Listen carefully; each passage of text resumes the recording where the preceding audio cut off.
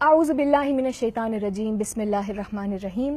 آپ تمام ناظرین کو آپ کی میزبان تحریم منیبہ کی جانب سے السلام علیکم۔ ناظرین، دین اسلام میں اعمال صالح کو بڑی اہمیت حاصل ہے اور خصوصی اہمیت حاصل ہے۔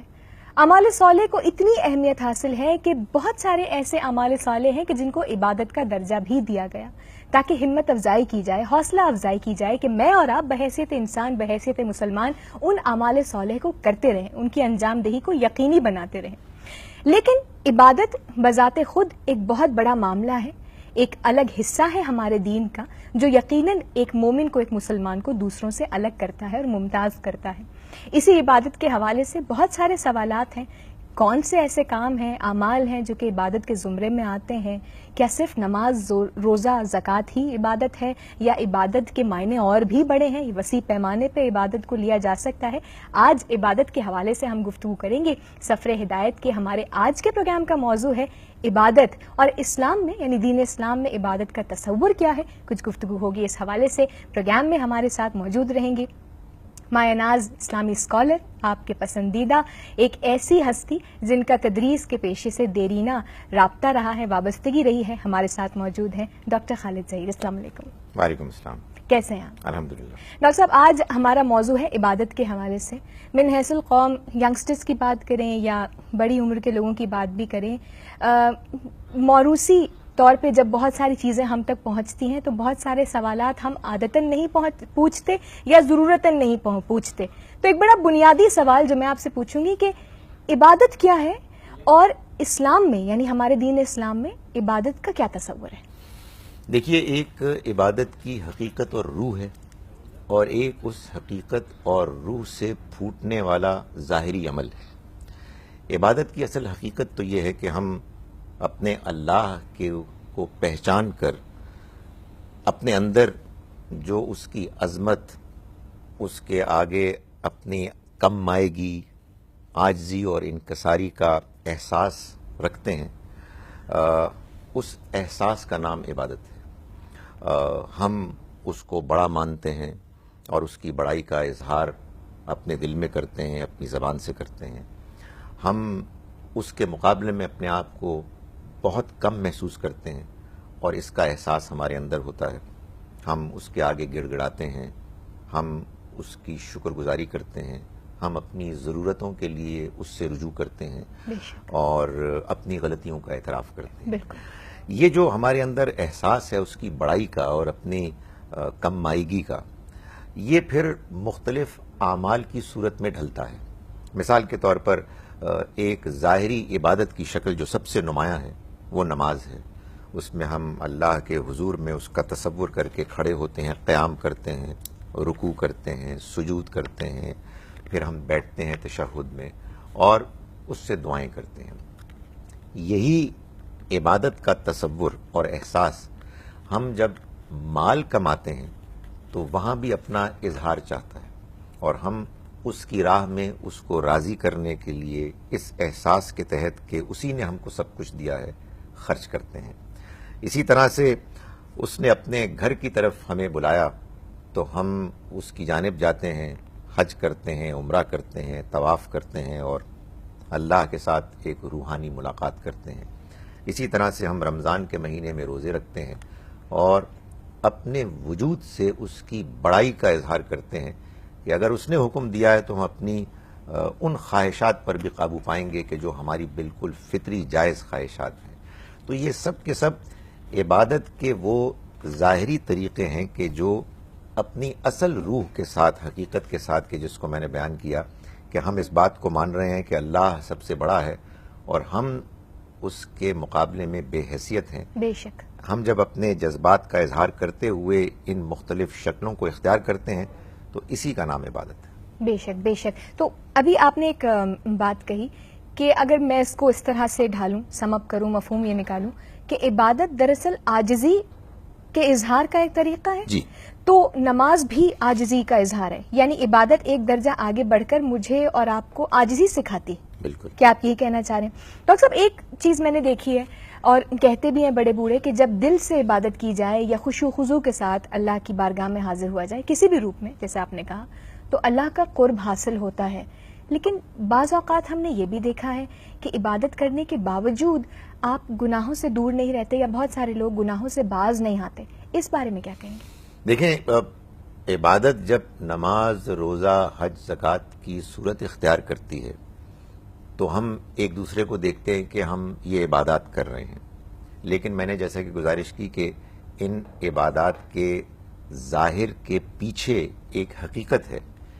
اگر وہ حقیقت، وہ اسپرٹ ہوگی تو پھر اس کا امکان بہت کم ہے کہ ہم ایک جانب اللہ کے آگے جھک رہے ہوں گے اور دوسری جانب ہم مارکیٹ میں جائیں گے، اپنی فیملی میں جائیں گے، اپنے دفتر میں جائیں گے اور اسی رب کی نافرمانی کریں گے، اسی کے بتائے ہوئے احکام اور دیے ہوئے اخلاق کی خلاف ورزی کریں گے.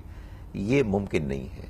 اگر ایسا ہو رہا ہے اور مستقل ہو رہا ہے تو پھر اس کا مطلب یہ ہے کہ ایک شخص عبادت کے ظاہر کو تو اختیار کیے ہوئے ہے لیکن اس کی روح سے بالکل محروم اور عاری ہے. ایک اور بھی پہلو ہے کہ جو ہم مسلمانوں کے اندر میں دیکھتا ہوں کہ آج کل زیادہ غالب آ گیا ہے، جس کی وجہ سے ان کی عبادت اپنی اصل روح سے محروم ہو گئی ہے، اور وہ یہ ہے کہ ہم کو یہ بتایا جاتا ہے کہ آپ فلاں عبادت کریں گے تو اس کا آپ کو اتنا ثواب ہوگا، اور فلاں کام کریں گے عبادت کا تو اس کا آپ کو اتنا ثواب ہوگا. کوانٹیفائی جو کر دیا ہے، اس سے یہ غلط فہمی پیدا ہوتی ہے کہ میں نماز کے لیے کھڑا ہو گیا تو مجھ کو ثواب ملے گا، میں نے رکوع کر لیا تو مجھ کو ثواب ملے گا، میں نے محض روزے کے لیے بھوکا پیاسا رہا تو مجھے ثواب ملے گا. نہیں، پوری بات اصل میں یہ تھی کہ اگر ہم نماز پڑھیں گے اس کی صحیح روح کے ساتھ، جیسا کہ نماز پڑھنے کا حق ہے، تو ہم کو ثواب ملے گا. جیسا کہ قرآن مجید میں اللہ تعالیٰ نے بار بار بیان فرمایا ہے کہ واللہ یحب المحسنین، بے شک اللہ تو پسند ہی ان کو کرتا ہے کہ جو محسن ہیں. اور نبی صلی اللہ علیہ وسلم نے محسن کو بیان کیا ہے ایسے کہ وہ احسان کا رویہ اختیار کرتا ہے، یعنی وہ بہترین طریقے سے عبادت کرتا ہے. اللہ کی عبادت کرو ایسے کہ گویا کہ تم اس کو دیکھ رہے ہو، اس لیے کہ اگرچہ کہ تم اس کو نہیں دیکھ سکتے وہ تو تم کو دیکھتا ہے. تو اگر ہم صحیح طریقے سے عبادت کریں گے، نماز پڑھیں گے، روزہ رکھیں گے، حج کریں گے، زکوٰۃ دیں گے تو ہمیں اس کا اجر ملے گا آخرت میں. اس کو ثواب کہتے ہیں. ٹھیک. بدقسمتی سے لوگوں نے یہ سمجھ لیا ہے کہ وہ ظاہر میں ایک عمل کریں گے تو اس کا ان کو بہت ثواب ملے گا، اس کے بعد وہ اس عمل کی روح کو تلاش کرنے میں بالعموم انٹرسٹڈ ہی نہیں ہوتے. ٹھیک، تو ہم اس کو قرض حسنہ کہہ سکتے ہیں، یعنی عبادت کے روپ میں جو آپ اللہ تبارک و تعالیٰ کے سامنے اپنے نذرانے پیش کریں، کیا قرض حسنہ کہلایا جا سکتا یہ ہے؟ اللہ کی مہربانی ہے کہ وہ ان میں سے بعض چیزوں کو اپنے اوپر قرض مانتا ہے. ظاہر ہے کہ ہماری کیا حیثیت، ہماری کیا مجال، لیکن یہ اس کی عنایت، اس کا کرم ہے کہ ہم عاجز بندے اس کا حق ادا کرنے کی ایک ناچیز کوشش کرتے ہیں، اور وہ اس پر وعدہ کرتا ہے کہ وہ ہمیں انعام دے گا اور ہمیں نوازے گا. یہ اس کی مہربانی ہے، اور بعض صورتوں میں جیسا کہ ہم اس کی راہ میں خرچ کرتے ہیں تو وہ اس کو اپنے اوپر قرض بھی مانتا ہے. تو یہ تو اس کی سر تسر عنایت ہے، سبحان اللہ. اور اس کا جتنا بھی شکر ادا کریں کم ہے. بالکل، اس کا جتنا بھی شکر ادا کریں وہ کم ہے کہ نعمتیں اس کی بے شمار ہیں. عبادت عاجزی سکھاتی ہے. عبادت اور کیا ہے اور کتنی فائدہ مند ہے ہر روپ سے ہمارے لیے، گفتگو جاری ہے ایک وقفے کے بعد.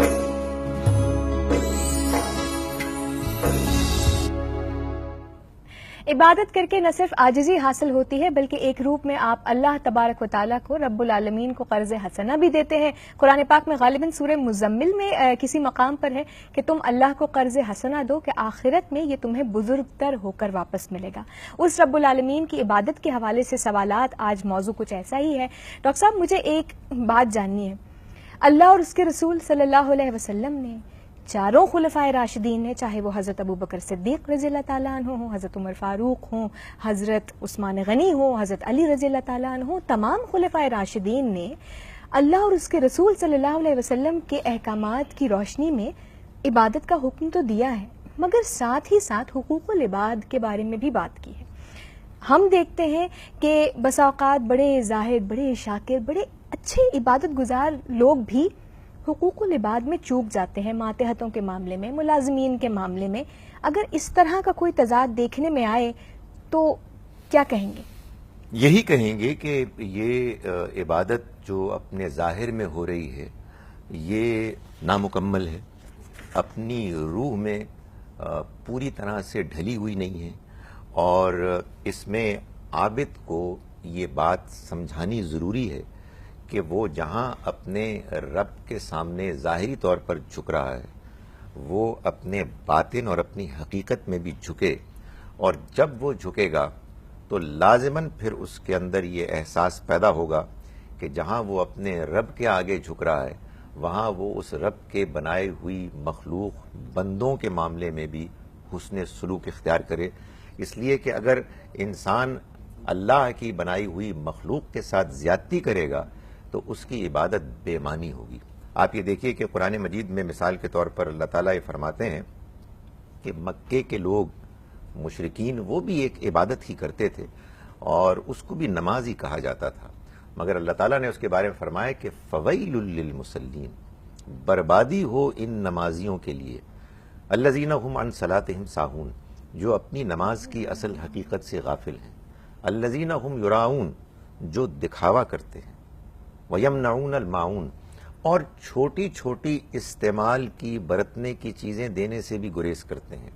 یعنی بتائیے آپ کہ ایک شخص عشاء کی نماز پڑھ کے آیا ہے اور اس کا ہمسایہ اس سے کوئی دیا سلائی، کوئی ماچس مانگنے آیا ہے کہ بھائی میرے گھر میں ختم ہو گئی ہے، اور وہ اس کو ڈانٹ کے بھگا دیتا ہے، حالانکہ نماز اس نے پوری پڑھی ہے، تو اللہ تعالیٰ فرماتے ہیں کہ یہ نماز اللہ کے نزدیک کوئی حیثیت نہیں رکھتی، اس لیے کہ اللہ کی عبادت اگر انسان کرتا ہے صحیح روح کے ساتھ، صحیح مقصدیت کے ساتھ، تو اس کے بعد اس کا دل اللہ کے آگے جھکے گا، اس کے اندر عاجزی، انکساری، شکر گزاری پیدا ہوگی، اور وہ لازماً اللہ کے بندوں کے ساتھ صحیح رویہ اختیار کرے گا، ان کی خدمت کرے گا، ان کی ضرورت پوری کرے گا، ان کے ساتھ بدسلوکی نہیں کرے گا۔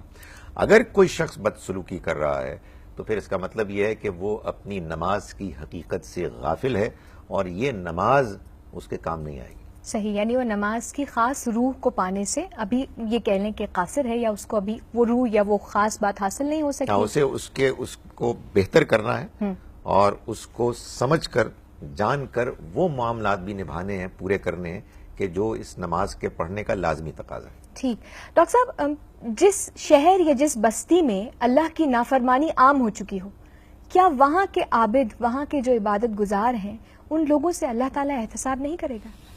اگر کوئی شخص اللہ کی عبادت کر رہا ہے اور اپنے دائیں بائیں اللہ کی نافرمانی ہوتے ہوئے دیکھ رہا ہے، اور وہ اس کے باوجود ٹس سے مس نہیں ہوتا، اس کے دل میں کوئی افسوس، کوئی قلق پیدا نہیں ہوتا، تو معلوم یہ ہوتا ہے کہ یہ اس کے اندر کی ایمان اور اس کے احساس کی شدید کمی کی علامت ہے۔ نبی اکرم صلی اللہ علیہ وسلم کا ارشاد ہے کہ اگر کوئی شخص برائی کو دیکھتے ہوئے اپنے دل میں اس کو برا نہیں جانتا تو یہ کمزور ترین درجے کا بھی خاتمہ ہے، یعنی ایمان کا کمزور ترین درجہ یہ ہے کہ آپ برائی کو دیکھیں اور کم سے کم اس کو اپنے دل میں برا جانیں۔ تو اگر ایک شخص اللہ کی عبادت کر رہا ہے اور اس عبادت کے نتیجے میں اس کے اندر اللہ کی معرفت پیدا ہو رہی ہے، اس کا قرب پیدا ہو رہا ہے، تو اس کے نتیجے میں یہ ممکن نہیں ہے کہ انسان برائی کو دیکھے اور اس کو برداشت کرے، اس پر مطمئن رہے۔ اسی وجہ سے قرآن مجید نے یہ کہا ہے کہ ان الصلاۃ تنہی عن الفحشاء والمنکر، نماز یقیناً فحش اور منکر چیزوں سے روکتی ہے۔ منکر یعنی وہ جو برائی ہے، جس کے بارے میں انسانی فطرت یہ کہتی ہے کہ یہ ناپسندیدہ ہے، ناقابل قبول ہے، تو نماز تو در حقیقت انسان کو روکتی ہے ان چیزوں سے۔ تو یہ کیسے ممکن ہے کہ ایک شخص نماز پڑھ رہا ہے اور دائیں بائیں وہ محسوس کر رہا ہے کہ لوگ جھوٹ بول رہے ہیں، اور وہ کہتا ہے کہ مجھے اس سے کیا دلچسپی؟ صحیح۔ وہ اپنے ماحول میں دیکھتا ہے کہ لوگ دوسرے لوگوں کو تنگ کر رہے ہیں، ستا رہے ہیں، والدین کی نافرمانی ہو رہی ہے، لوگوں کا مذاق اڑایا جا رہا ہے، اور اسے اس سے کوئی دلچسپی نہیں۔ یہ بالکل ممکن نہیں تو ہے۔ یعنی ظلم اور غلط رویے کے خلاف آواز اٹھانا بھی ایک عابد کی ذمہ داری؟ یقیناً عبادت کے نتیجے میں انسان کے اندر جو احساس پیدا ہوگا، جو روشنی پیدا ہوگی، اس میں لازماً یہ ہوگا کہ وہ اپنے گرد و پیش کے ماحول کو ٹھیک کرنے کی کوشش کرے۔ اچھا، ایک بات میں دیکھ رہی تھی، اگر ہم ینگر جنریشن کی بات کرتے ہیں تو یہاں پہ اب ایک تفریق آ گئی ہے، پریکٹسنگ مسلم اور نان پریکٹسنگ مسلم. مسلمان تو ایک پیکج کے ساتھ مسلمان ہے نا، کہ وہ عبادت بھی کرے گا. آج کے دور میں میں نے کچھ لوگوں کو یہ کہتے سنا ہے کہ میں کسی کا حق نہیں مارتا، میں قتل نہیں کر رہا، میں ڈاکہ نہیں ڈال رہا، تو اگر میں نماز روزہ نہیں کرتا تو میرے خیال سے میں ایک اچھا مسلمان ہوں. تو یہاں پر عبادت کس طرح سے میں اس انسان کو بتاؤں، یا کون سی ایسی بات ہوگی جس کی بنیاد پہ وہ سمجھے کہ بحیثیت مسلمان عبادت بھی اتنی ہی ضروری ہے جتنی کہ ہمارا لوگوں کے لیے بے ضرر ہونا ہے؟ دیکھیے، جیسے میرے لیے یہ ضروری ہے کہ میں اپنے والدین کی خدمت کروں، اپنے رشتہ داروں ہمسایوں کے ساتھ حسن سلوک کروں، جن کے ساتھ میں کاروبار کرتا ہوں یا جس آفس میں جاتا ہوں وہاں کے لوگوں کے ساتھ جو میرے معاملات ہیں ان کو میں ٹھیک طرح سے نبھاؤں.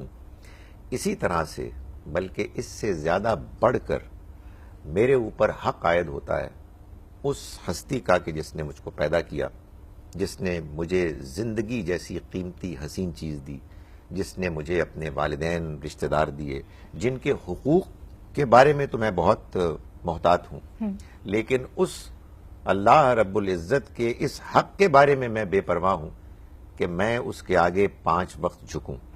تو یہ اصل میں عبادت کو لوگ سمجھتے ہیں کہ شاید یہ کچھ ایک مذہبی رسم ہے کہ جو اگر ادا کر دی تو ٹھیک ہے، نہ بھی کی تو اس سے کیا فرق پڑتا ہے. نہیں، یہ اللہ کا ہم پر حق ہے، اور اللہ کا حق ہم بندوں پر سب سے بڑھ کر سب سے اولیت رکھتا ہے. چنانچہ آپ یہ دیکھیے کہ اللہ تعالیٰ نے سورہ بنی اسرائیل میں آیت نمبر 22 سے لے کر 39 تک جو اخلاقیات بتائی ہیں ہم کو کہ جو ضروری ہیں، جن کی خلاف ورزی گناہ کبیرہ ہے، ان میں پہلا حق جو بیان کیا ہے وہ اللہ کی عبادت کا ہے. وَقَضَىٰ رَبُّكَ أَلَّا تَعْبُدُوا إِلَّا إِيَّاهُ، تمہارے رب نے یہ فیصلہ کیا ہے کہ اس کی کسی کی عبادت نہیں کی جائے گی سوائے اس کے. وَبِالْوَالِدَيْنِ إِحْسَانًا، اور والدین کے ساتھ حسن سلوک کیا جائے گا. یعنی والدین کے ساتھ حسن سلوک یہ دوسرے نمبر پر انسان کی ذمہ داری ہے. سب سے بڑا حق تو اس کا ہے کہ جس نے سب کو بنایا اور والدین کو بھی اسی نے بنایا. سبحان اللہ، سب سے بڑا حق اس کا ہے، اور اس کی بے شمار نعمتیں ہیں جس کی وجہ سے شکر کرنا میرے خیال سے ہر طرح سے لاگو ہوتا ہے. اور جب عبادت شکر گزاری کا ایک طریقہ بھی ہے تو یقیناً بحیثیت مسلمان اور بحیثیت انسان اس شکر گزاری کا مظاہرہ مجھے اور آپ کو کرنا ہے. عبادت آج ہمارا موضوع ہے. ایک وقفہ شامل کرتے ہیں، لوٹ کے آئیں.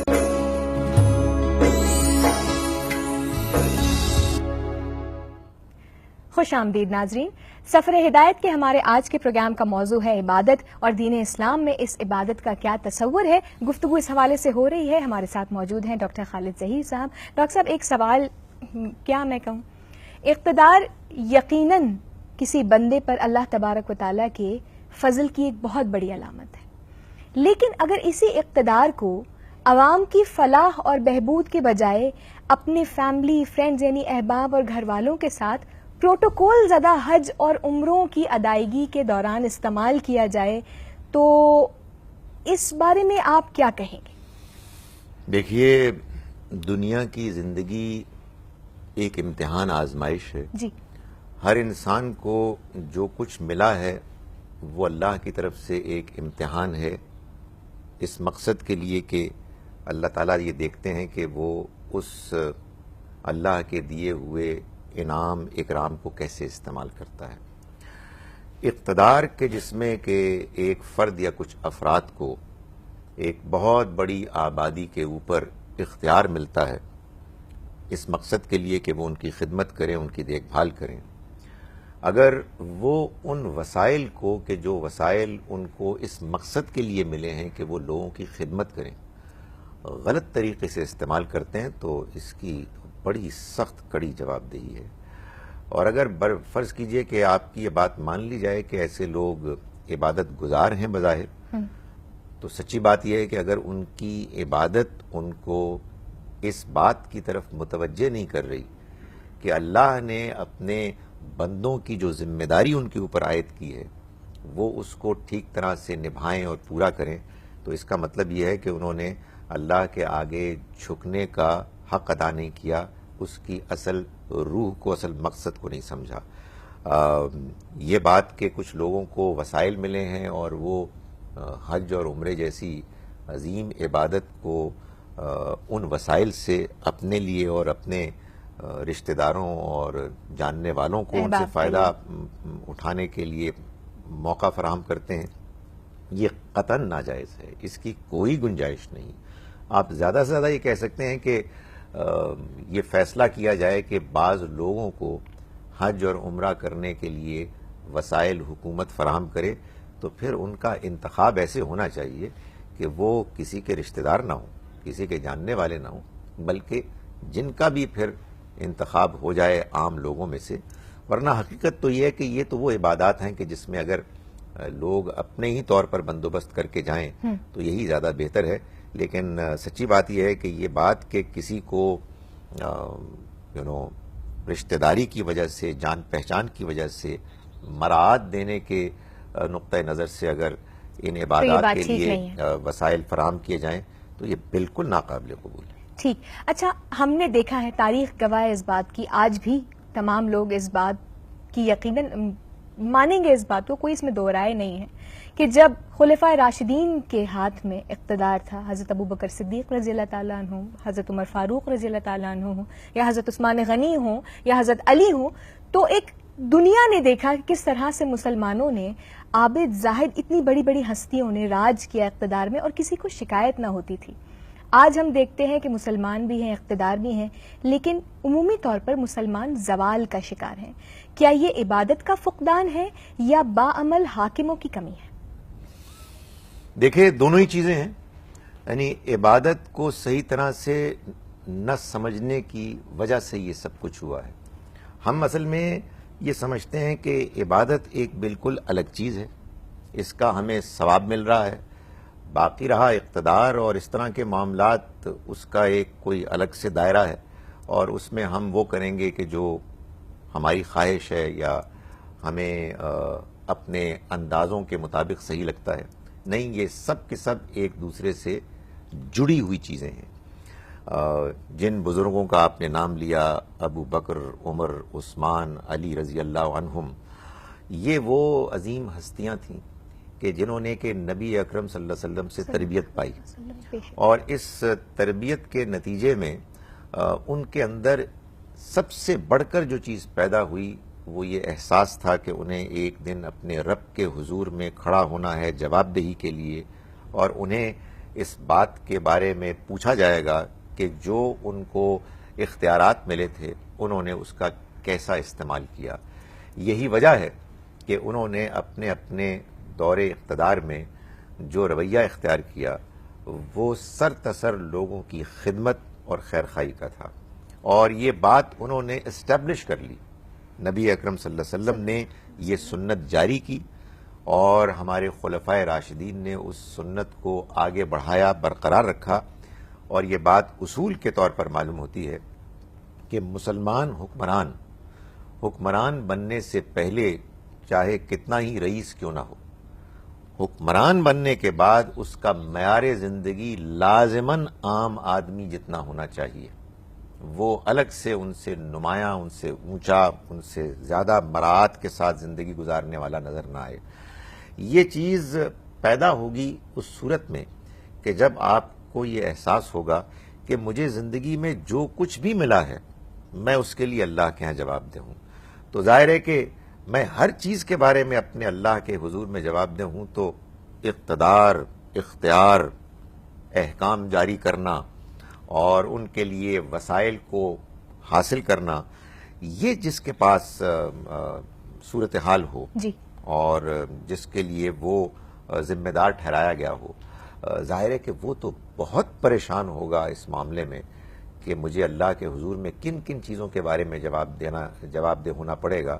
تو ظاہر ہے کہ اگر احساس سے جواب دہی زندہ ہے اور وہ احساس ہر نماز میں دوبارہ بیدار ہو رہا ہے، ہر موقع پر جب اللہ کے حضور میں حاضری ہوتی ہے تو آدمی یہ محسوس کرتا ہے کہ مجھے پھر اب یہ بات محسوس ہو رہی ہے، یاد آ رہی ہے کہ میں جن لوگوں کی ذمہ داری پر مامور ہوں، مجھے ان کی خدمت کرنی ہے، تو ظاہر ہے کہ پھر ایسا حاکم تو کبھی بھی اپنی ذمہ داری سے چوک نہیں سکتا. صحیح. لیکن اگر آپ کی عبادت محض ایک ظاہری عبادت ہے اور اس میں آپ اپنے تئیں محض ثواب کما رہے ہیں اور یہ عبادت اللہ کے بندوں کے ساتھ جو حقوق کی ذمہ داریاں ہیں ان سے بالکل کٹی ہوئی ہے, تو ظاہر ہے کہ پھر وہ احساس پیدا نہیں ہوگا. یعنی عبادت ہوگی تو عمل خود بخود آ ہی جائے گا, احساس لازماً جواب دہی جاگ ہی جائے گا.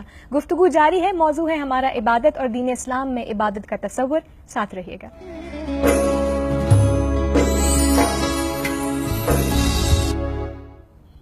خوش آمدید ناظرین. لئن شکرتم لازیدنکم, جو شکر ادا کرتے ہیں اللہ پاک ان کی نعمتوں میں اضافہ فرما دیا کرتا ہے. عبادت بھی شکر گزاری کا ہی ایک روپ ہے. عبادت اور کیا ہے اور کیسے میری اور آپ کی زندگیوں پر لاگو ہوتی ہے, گفتگو ہو رہی ہے آج کچھ اسی حوالے سے. ڈاکٹر صاحب, اقبال کا ایک بڑا مشہور شعر ہے, ہم محاورتاً بھی استعمال کرتے ہیں, درد دل کے واسطے پیدا کیا انسان کو, ورنہ تعت کے لیے کچھ کم نہ تھے کرو بیاں. اس بات کو, اس سوچ کو اگر مد نظر رکھتے ہوئے ہم سوچنے کی کوشش کریں تو دو باتیں سامنے آتی ہیں اور موازنے کے طور پہ سامنے آتی ہے. درد دل, دل جوئی یا حقوق العباد آپ اسے کہہ لیجئے, اور دوسرا طاعت اطاعت یا عبادت کی بات آتی ہے. تو پھر ان دونوں معاملات کو ذہن میں رکھتے ہوئے درجہ بندی کیا ہوگی, کسے کس پہ فوقیت ہوگی, ذرا روشنی ڈالیے گا. ایک تو یہ کہ یہ میر درد کا شعر ہے, یہ علامہ اقبال کا نام کے ساتھ غلط علام ہے یہ. ٹھیک. لیکن دیکھیں, حقیقت یہ ہے کہ شاعر اپنے جذبات کا اظہار کرتا ہے اپنے بعض اوقات حالات کو, ماحول کو دیکھ کے.